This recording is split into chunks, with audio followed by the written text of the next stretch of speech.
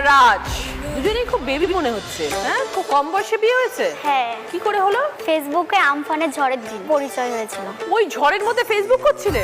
ফোনে আমার 15% মতো চার্জ ছিল, সেই 15% চার্জের মধ্যেই তার মধ্যেই রিলেশন হয়ে গেল। 15 মিনিটের মধ্যে প্রপোজ হয়ে গেল, ভালোবাসা হয়ে গেল। বাবা, তোমার তো মনে হচ্ছে আমফানের থেকে বেশি স্পিড। তারপর ও একটা ভয়েস মেসেজ পাঠায় আমাকে। শোনার পর আমি বলছি এত কিউট ভয়েস মেসেজ পাঠিয়েছে, এত কিউট একটা ছেলে। তারপরে হচ্ছে আমি সাথে সাথে ওকে বলি তুমি আমার বিএফ হবে। ও 1 সেকেন্ডের মধ্যে আমাকে বলে যে হ্যাঁ। মানে টিয়ার তখন ঘুরেছে, রাজ হচ্ছে কোকিল। তারপরে তো আমি দেখলাম যে এরকম করে ফোনে চার্জও নেই। আর এখন বললো হ্যাঁ পরে যদি রিজেক্ট আমাকে করে দেয়, তার থেকে ফেসবুক পাসওয়ার্ডটা এখনই চাই। ফেসবুক পাসওয়ার্ডটা চাইলাম, ও 5 মিনিটের মধ্যে পাসওয়ার্ড দিল। আমি কি করলাম, ওর নাম্বার রিমুভ করে আমার নাম্বার অ্যাড করে পাসওয়ার্ড চেঞ্জ করে দিলাম। দিয়ে আমাকে বলছে ফোন করে যে আমি ফেসবুক খুলতে পারছি না। আর আমি বলছি আমি চেঞ্জ করে দিয়েছি, আমার ফোনে চার্জ নেই, আমি যদি চার্জ না দিতে পারি তুমি অন্য কোনো মেয়ের সাথে কথা বলবে তখন। তারপরে 3 মাস পরে একসাথে পড়তে গেলাম। তো পড়তে গিয়ে প্রথম দেখলাম, ও বলছে তোমাকে সামনাসামনি দেখে আমি চিনতে পারিনি। ছবিতে একরকম, সামনাসামনি একরকম। কোনটা ভালো লেগেছে, সামনেটা না ছবিটা? সামনাসামনি ভালো লাগেনি, আমি চিনতেই পারিনি যে এটা সেই মেয়ে।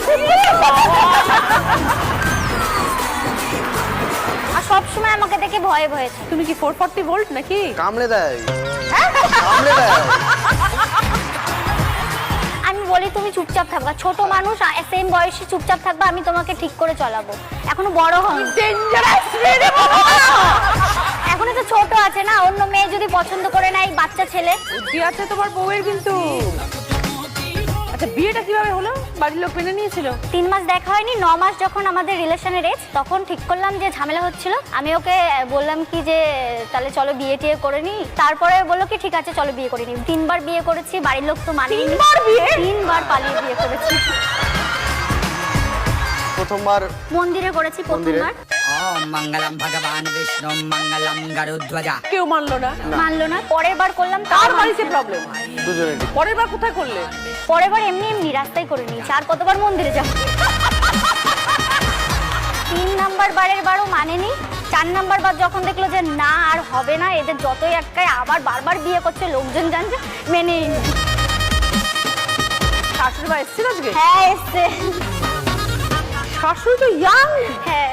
শাশুড়ি মা? হ্যাঁ বলুন। 4 নম্বরে বার বিয়ে করে চলে এলো বাড়িতে, কি করলেন আপনি তখন? কি আর করবো, মেনে নিতেই হলো। কিছু ওদের করার যখন নেই। দুজনকে চাই। এখন কি বুঝছেন বৌমাকে?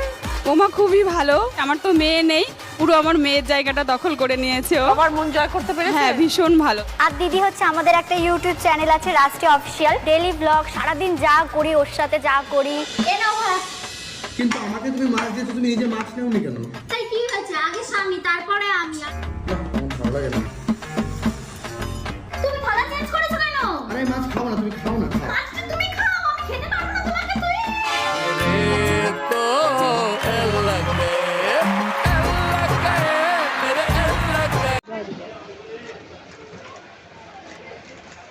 তুই